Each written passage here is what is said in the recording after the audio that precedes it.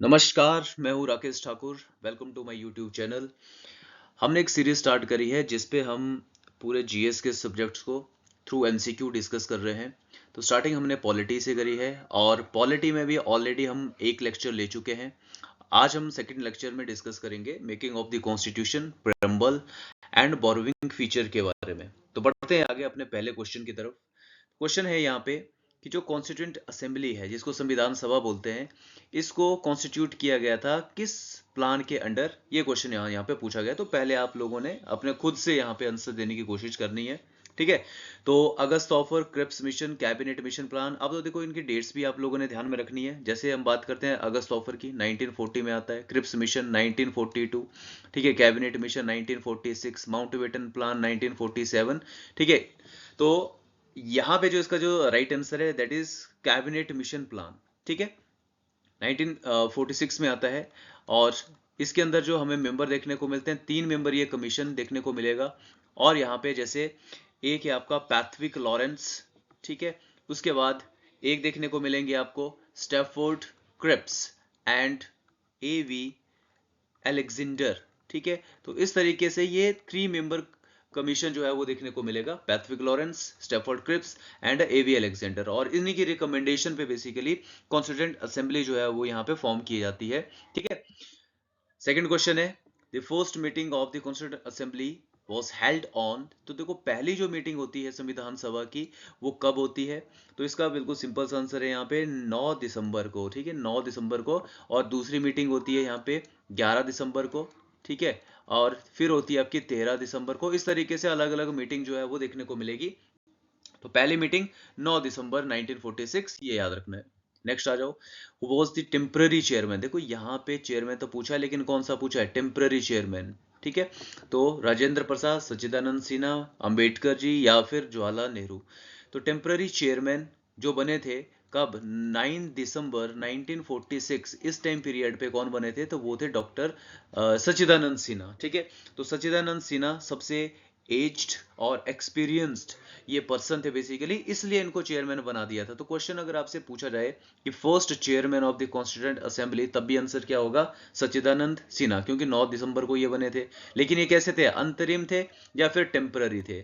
और आगे चल के 11 तारीख को, ठीक है, 11 दिसंबर 1946, इस टाइम पीरियड पे जो चेयरमैन बने वो बने डॉक्टर राजेंद्र प्रसाद। और ये रहते हैं पहले परमानेंट चेयरमैन, ठीक है। तो परमानेंट और टेम्पररी इन दोनों में यहाँ पे समझना है कि पहले टेम्पररी कौन थे और पहले परमानेंट कौन थे, ठीक है।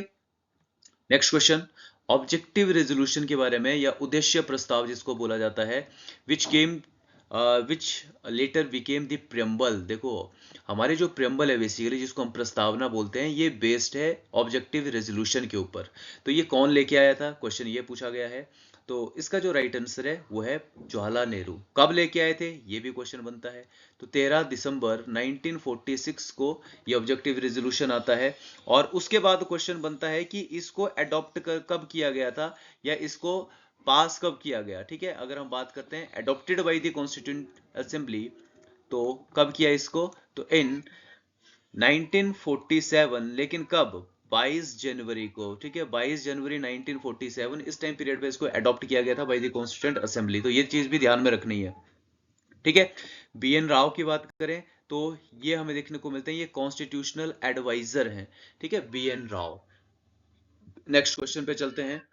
नेक्स्ट क्वेश्चन है यहाँ पे, who was the constitutional adviser, ठीक है। अभी यहाँ पे बताया मैंने कि कॉन्स्टिट्यूशन एडवाइजर कॉन्स्टिट्यूएंट असेंबली के कौन रहते हैं, तो वो है बी एन राव, ठीक है। तो ये रहते हैं यहाँ पे जो कॉन्स्टिट्यूशनल एडवाइजर हैं। नेक्स्ट क्वेश्चन है, who was the chairman of the drafting committee. देखो बहुत इंपॉर्टेंट कमेटी है ड्राफ्टिंग कमेटी, इसके बारे में याद रखना है आप लोगों ने कि इसको फॉर्म कब किया गया था।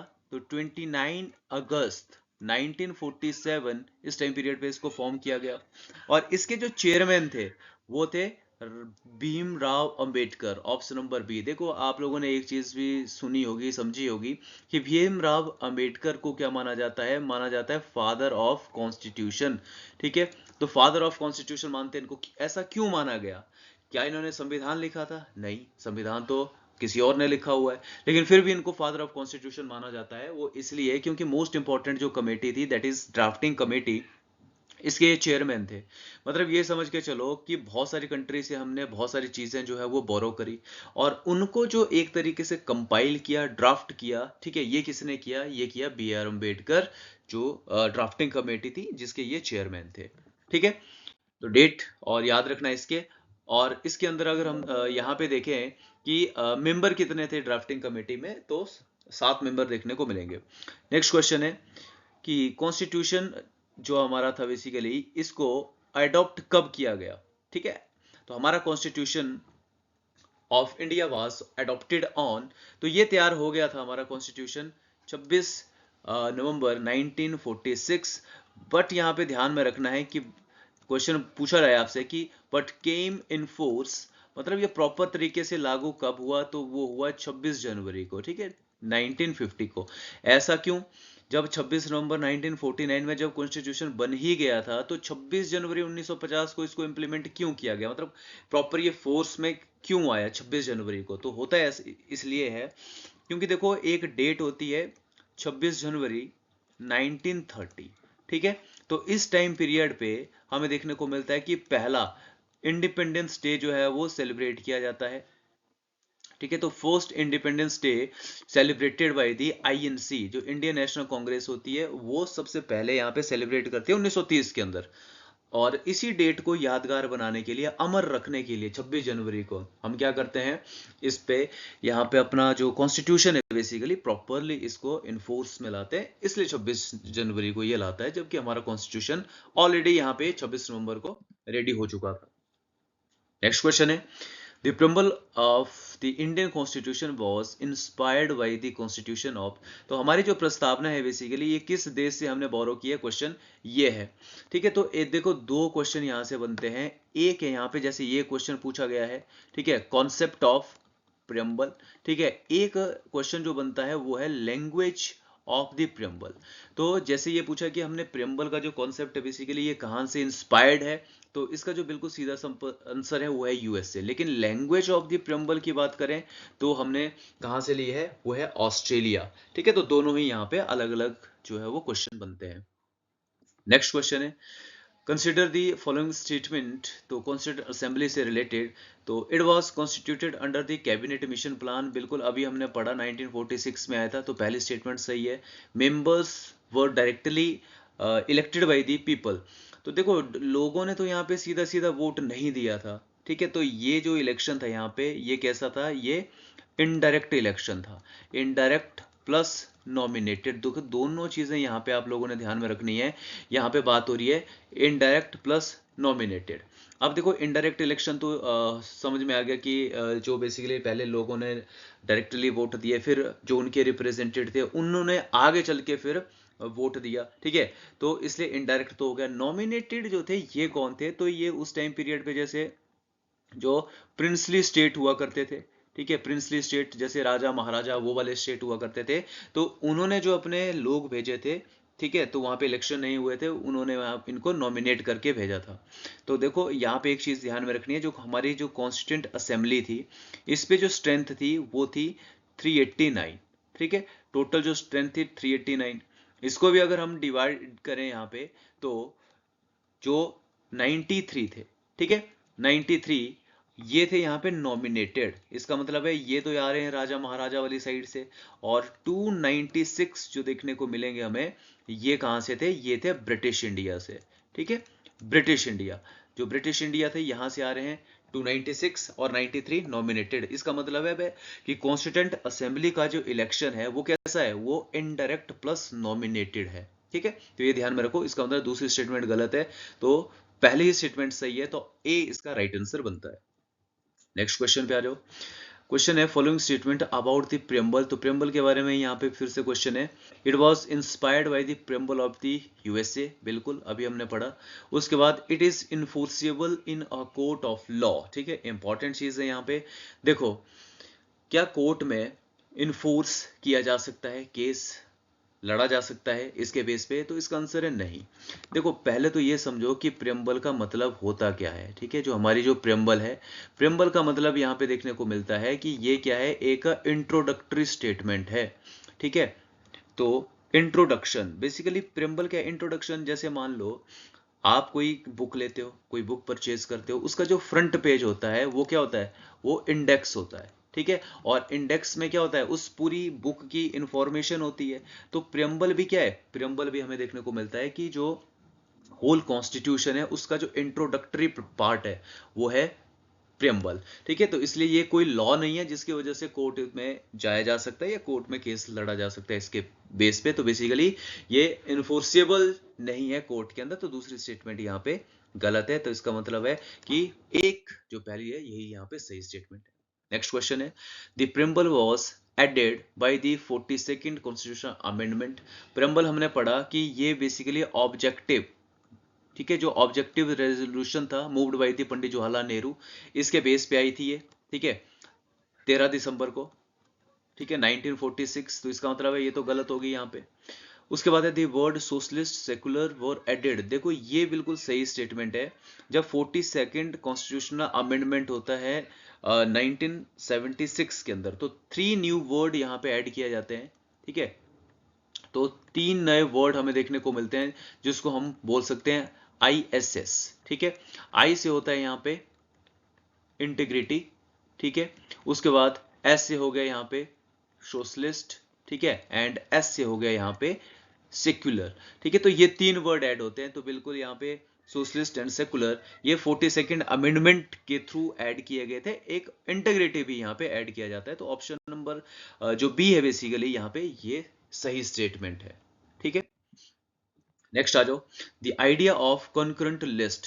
लास्ट जो लेक्चर लिया था हमने, बात करी थी कि कॉन्करेंट लिस्ट होती क्या है, ठीक है। जैसे union list, state list, concurrent list ये देखने को मिलेगी। तो ये जो आइडिया है ये हमने कहाँ से लिया है, किस कंट्री से लिया है, तो इसका जो आंसर है वो है ऑस्ट्रेलिया, ठीक है। तो ऑस्ट्रेलिया से हमने ये लिया है। नेक्स्ट क्वेश्चन है, which of the following idols is not mentioned in the preamble. तो प्रियम्बल में क्या कौन सी चीज यहाँ पे मेंशन नहीं है। देखो जस्टिस की बात की गई है, लिबर्टी की भी बात की गई है, समानता इक्वालिटी की भी बात की गई है, लेकिन फेडरलिज्म की बात यहाँ पे नहीं की है। तो इसका मतलब है डी जो है वो राइट आंसर है, ठीक है। नेक्स्ट आ जाओ, स्टेटमेंट वाइज क्वेश्चन है। क्वेश्चन है, the Indian constitution is the lengthiest written constitution in the world. बिल्कुल सही स्टेटमेंट है। यहाँ पे भारत का जो संविधान है सबसे बड़ा लिखित संविधान देखने को मिलता है। लेकिन अगर यहाँ से पूछा जाए, ये तो लेंथीस्ट है, अगर पूछा जाए कि ओल्डेस्ट कॉन्स्टिट्यूशन, एक क्वेश्चन बनता है कि भाई ओल्डेस्ट रिटन कॉन्स्टिट्यूशन तो कौन सा है। तो ओल्डेस्ट पूछा जाए तो यूके का है, अगर पूछा जाए ओल्डेस्ट रिटन तो वो यूएसए का है, ठीक है। यूके की जब हम बात करते हैं तो यहाँ पे अनरिटन कॉन्स्टिट्यूशन है, यहाँ पे कॉन्स्टिट्यूशन लिखा नहीं गया है। नेक्स्ट स्टेटमेंट है, it originally contained 395 article 8 schedule. मतलब ये ओरिजिनली का मतलब है यहाँ पे कि 26 जनवरी 1950 को हमारे कॉन्स्टिट्यूशन में क्या क्या चीजें देखने को मिलेगी। तो आर्टिकल 395 तो बिल्कुल सही है, 8 शेड्यूल है ये भी सही है, और साथ में अगर हम बात करें पार्ट की तो 22 पार्ट देखने को मिलेंगे। लेकिन अगर हम बात करें कि भाई अभी क्या सिचुएशन है एट प्रेजेंट, अगर हम देखें आर्टिकल की तो अप्रोक्सीमेटली 448 आर्टिकल देखने को मिलेंगे। अगर हम देखें यहाँ पे शेड्यूल की तो शेड्यूल समय 12 देखने को मिलेगी। और पार्ट की बात करें कि पार्ट अभी कितने हैं, तो पार्ट 25 पार्ट देखने को मिलेंगे, ठीक है। तो कंपैरिजन करके भी क्वेश्चन यहाँ से बन जाता है। तो ये चीज भी ध्यान में रखो, और इसके अकॉर्डिंग यहाँ पे दोनों ही स्टेटमेंट यहाँ पे सही होती है। Next question, the concept of fundamental right is borrowed from USA, ठीक है। तो बिल्कुल जो फंडामेंटल राइट का जो कॉन्सेप्ट है ये हमने लिया है यूएसए से, बिल ऑफ राइट, ठीक है। यूएसए के जो बिल ऑफ राइट है यहाँ से हमने ये कॉन्सेप्ट जो है वो लिया है। उसके बाद जो डीपीएसपी है, ठीक है, डीपीएसपी हम इनको बोल सकते हैं directive principle of state policy, ये बोरो किए हमने आयरलैंड के कॉन्स्टिट्यूशन से। बिल्कुल ये भी सही है। यहाँ पे आगे चल के इन्हीं से क्वेश्चन भी हम पढ़ेंगे फंडामेंटल राइट डीपीएसपी से रिलेटेड। तो फिलहाल दोनों को स्टेटमेंट यहाँ पे सही है। नेक्स्ट क्वेश्चन है, the idea of liberty equality fraternity, मतलब स्वतंत्रता, समानता, भाईचारा, ठीक है, इन द प्रियम्बल, ये हमने कहाँ से लिया है? तो American revolution, French, Russian, Irish, तो इसका जो राइट आंसर है वो है फ्रेंच रेवोल्यूशन। फ्रेंच रेवोल्यूशन का टाइम पीरियड भी ध्यान में रख सकते हो, ठीक है। तो 1788 89 से बेसिकली 1789 से 1799 तक ये देखने को मिलेगा। 1917 पे रशियन रेवोल्यूशन इंपॉर्टेंट है, ये भी ध्यान में रख सकते हो। मैच करने के लिए है कॉन्स्टिट्यूएंट असेंबली, ठीक है, कमिटीज और इनके जो चेयरमैन है, ये ध्यान में रखना है। तो देखो क्वेश्चन है यहाँ पे लिस्ट 1 में यूनियन पावर कमेटी, देखो ध्यान में रखना है जहां पे यूनियन यूनियन आएगा तो सीधा आपने लगा देना है जवाहरलाल नेहरू, ठीक है। Union power committee, union provincial committee, ठीक है, इस तरीके से जवाहरलाल नेहरू ने इनके चेयरमैन होते हैं। ड्राफ्टिंग कमेटी, पीछे हमने पढ़ा कि मोस्ट इंपॉर्टेंट कमेटी थी और इसके जो चेयरमैन थे वो थे बी आर अम्बेडकर, ठीक है। प्रोविंशियल कॉन्स्टिट्यूशनल कमेटी, प्रोविंस का मतलब हो गया स्टेट, और देखो प्रोविंस, हमारे जो प्रोविंस थे उनको इकट्ठा करने का, इंटीग्रेट करने का जो काम किया है वो किया है सरदार वल्लभ भाई पटेल ने, ठीक है।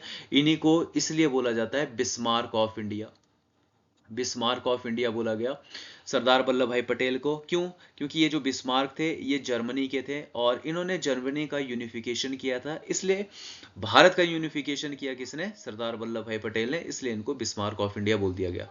रूल्स ऑफ प्रोसीजर कमेटी, तो इसके चेयरमैन होते हैं डॉक्टर राजेंद्र प्रसाद। तो इसका जो सही आंसर होगा, ए का हो गया तीसरा, ठीक है, तो ए का तीसरा, बी का हो गया दूसरा, ठीक है। तो ये स्टेटमेंट यहाँ पे सही है, ठीक है। आगे बढ़े, सोर्स ऑफ द कॉन्स्टिट्यूशन, कौन सी चीज कहां से ली है? तो फंडामेंटल राइट अभी पढ़ा, बिल ऑफ राइट से, ठीक है, यूएस से। डीपीएसपी कहां से ली है? आयरलैंड से।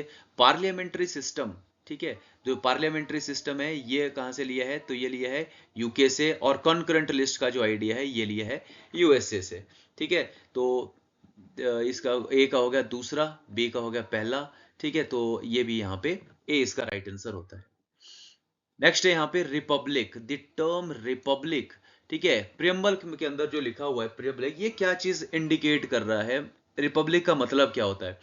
एक चीज आपने भी यहाँ पे, जैसे क्या करते हैं 26 जनवरी को, क्या कौन सा डे सेलिब्रेट करते हैं हम? ठीक है, तो हम यहाँ पे रिपब्लिक डे सेलिब्रेट करते हैं। कभी सोचा है आपने कि रिपब्लिक ही क्यों बोला गया इसको? बहुत सारे बच्चों का आंसर होता है कि हाँ जी, यहाँ पे 26 जनवरी 1950 को हमारा कॉन्स्टिट्यूशन जो था ये प्रॉपर तरीके से इनफोर्स में आया था, ठीक है। वो बात तो ठीक है, प्रॉपर तरीके से इनफोर्स में आ गया, लेकिन what is the meaning of the Republic? ठीक है, रिपब्लिक का जो मतलब होता है, इसका मतलब होता है हेड ऑफ द स्टेट या head of the country elected by the people, ठीक है, ये मतलब होता है रिपब्लिक का। अब यहाँ पे भी देखो ऑप्शन में the head of the state is elected, लेकिन अपने यहाँ पे कैसा है? अपने यहाँ पे हेड ऑफ द स्टेट मतलब प्रेसिडेंट, और प्रेसिडेंट इनडायरेक्टली इलेक्टेड है, ठीक है। आगे पढ़ेंगे प्रेसिडेंट के बारे में।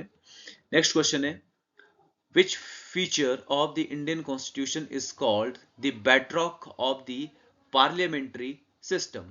ठीक है, तो यहां पे ये वाला जो क्वेश्चन है बेसिकली, इसका जो आंसर है ये आपने कमेंट बॉक्स में देना है, ठीक है, कि इसका आंसर क्या होगा? The bedrock of the parliamentary system, ठीक है।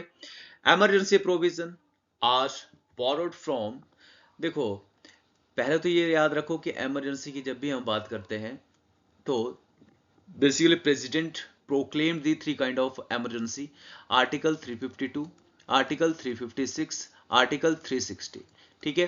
3 तरीके की इमरजेंसी जो है वो लग सकती है यहाँ भारत के अंदर।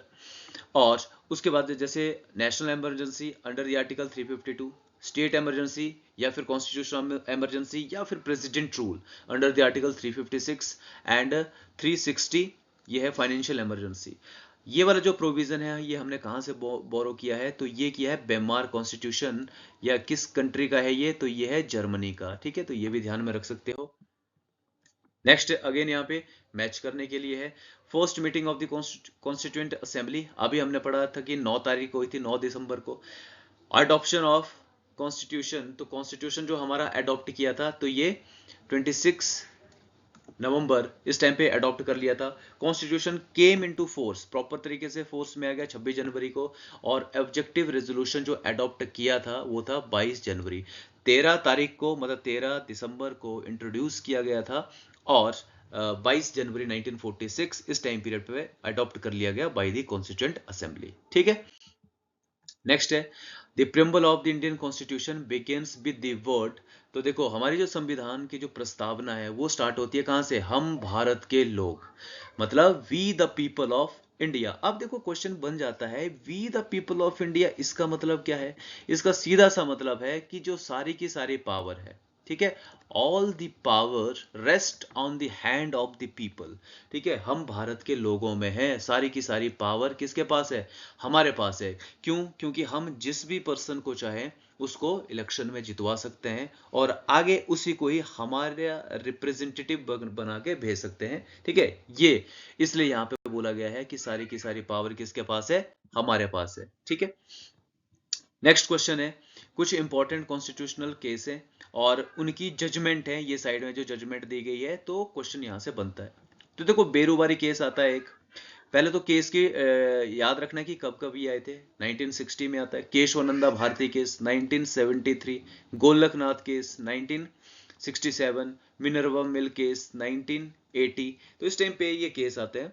तो देखो बेरूबारी और यूनियन ऑफ इंडिया केस, तो इस पे हमें देखने को मिलता है, ये बोला गया कि parliament preamble not part of the constitution. Berubari में ये बोला गया कि प्रियम्बल जो है ये कॉन्स्टिट्यूशन का पार्ट नहीं है and therefore can not be amended, इसलिए प्रियम्बल अमेंड नहीं हो सकती है।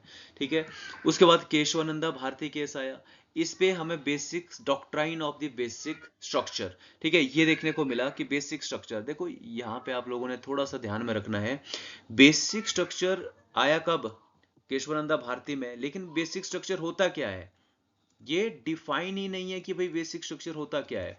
अब टाइम टू टाइम जुडिशरी क्या करती है, बेसिक स्ट्रक्चर को डिफाइन करती रहती है। जैसे मान लो इंडिपेंडेंस ऑफ द जुडिशरी, ठीक है, ये क्या है, बेसिक स्ट्रक्चर का पार्ट है। हमारी प्रियम्बल बेसिक स्ट्रक्चर का पार्ट है। ठीक है, सेक्युलर वर्ड बेसिक स्ट्रक्चर का पार्ट है। तो मतलब टाइम टू टाइम जुडिशरी यहाँ पे इसको डिफाइन करती रहती है, लेकिन एग्जाम में क्वेश्चन फंसाने के लिए क्या बन जाता है कि बेसिक स्ट्रक्चर जो है वो एक्सप्लेन किया गया है, तो ये एक्सप्लेन नहीं है। गोलकनाथ वाला केस, इसमें बोला गया parliament can not amend the fundamental right, parliament fundamental right को अमेंड नहीं कर सकती है। मिनर्वा मिल केस के अंदर यहां पे बोला गया कि parliament has the limited amending power. ठीक है, इस तरीके से देखो अब यहां पे आप लोगों ने क्या ध्यान में रखना है, अगर जैसे मान लो पहला बोला गया कि preamble not the part of the constitution, अभी की जब हम बात करते हैं तो मोस्ट इंपॉर्टेंट जो केस है हमारे पास वो है केशवानंदा भारती केस, और इसके अंदर ये बात की गई कि जो पार्लियामेंट है, जो प्रियम्बल है basically part of the constitution and can be amended, amend किया जा सकता है। इसलिए तो हमने पढ़ा 3 न्यू वर्ड आए थे 1976 के अंदर। ठीक है, और 42nd कॉन्स्टिट्यूशनल अमेंडमेंट होता है। इसका मतलब है कि preamble is part of the constitution and parliament has the power to amend the preamble. ठीक है, कर सकते हैं ये अमेंड, लेकिन not amend the basic structure of the constitution. अब ये बेसिक स्ट्रक्चर क्या है, ये टर्म जो है वो एक्सप्लेन या डिफाइन नहीं है। ठीक है, तो ये चीज यहाँ पे ध्यान में रखना है। नेक्स्ट है which feature of the constitution has been borrowed from the UK. अब देखो यूके से अभी हमने पढ़ा कि फंडामेंटल राइट कहां से लिए हैं, यूएसए से लिए हैं। डीपीएसपी या डायरेक्टिव प्रिंसिपल ये कहां से लिए हैं, तो ये आयरलैंड से लिए हैं। पार्लियामेंट्री सिस्टम बिल्कुल ये यूके से लिया है। जुडिशियल रिव्यू ये कहां से लिया है, यूएसए से लिया है। जुडिशियल रिव्यू का मतलब क्या है, जुडिशियल रिव्यू का मतलब होता है to check the constitutional validity of a law. अब इसका क्या मतलब हुआ, मान लो पार्लियामेंट ने कोई लॉ पास कर लिया, ठीक है, लॉ उन्होंने कानून बना दिया, लेकिन क्या ये कॉन्स्टिट्यूशन के अकॉर्डिंग है, कहीं ये कॉन्स्टिट्यूशन को वायलेट तो नहीं कर रहा है। तो इसको जो रिव्यू जब किया जाता है तो वो कौन करेगा, वो करती है जुडिशरी, और इसी को ही बोला जाता है जुडिशियल रिव्यू। ठीक है, हमारे कॉन्स्टिट्यूशन के बारे में हमने बता दिया किस तरीके से और कितना टाइम लगा था हमारे कॉन्स्टिट्यूशन को जब हम बात करते हैं, तो बेसिक सी इंफॉर्मेशन आपको और पता होनी चाहिए। ठीक है, 2 साल 11 महीने और 18 दिन ये लगते हैं हमारे कॉन्स्टिट्यूशन को बनने में। अप्रोक्सीमेटली खर्चा जो आता है अराउंड दी 64 लाख ठीक है, इतना खर्चा किया जाता है। हमारा जो कॉन्स्टिट्यूशन है वो हिंदी और इंग्लिश दोनों के अंदर लिखा गया है, ठीक है, हिंदी में भी लिखा है और इंग्लिश में भी लिखा गया है, दोनों ही लैंग्वेज में ओरिजिनल कॉन्स्टिट्यूशन लिखा हुआ है। अगर पूछा रहा है कि ओरिजिनल कॉन्स्टिट्यूशन है अभी कि नहीं है, बिल्कुल है। कहाँ पे है ओरिजिनल कॉन्स्टिट्यूशन? तो ये हमें पार्लियामेंट्री लाइब्रेरी, ठीक है, पार्लियामेंट यहाँ पे देखने को मिलता है, यहाँ पे रखा हुआ है ये। और खराब क्यों नहीं हुआ? क्योंकि स्पेशल गैस का यूज किया गया है, ठीक है, हीलियम गैस, इसका एक स्पेशल केस है, इस पे इसको प्रिजर्व करके रखा हुआ है, ठीक है। तो ये चीज भी बेसिक इंफॉर्मेशन आपने ध्यान में रखनी है। और यहीं पे हमारा ये लेक्चर खत्म होता है। इंस्टाग्राम पे आप मुझे फॉलो कर सकते हो फॉर द मोर अपडेट, और मिलते हैं अब अपने नेक्स्ट लेक्चर में। जय हिंद।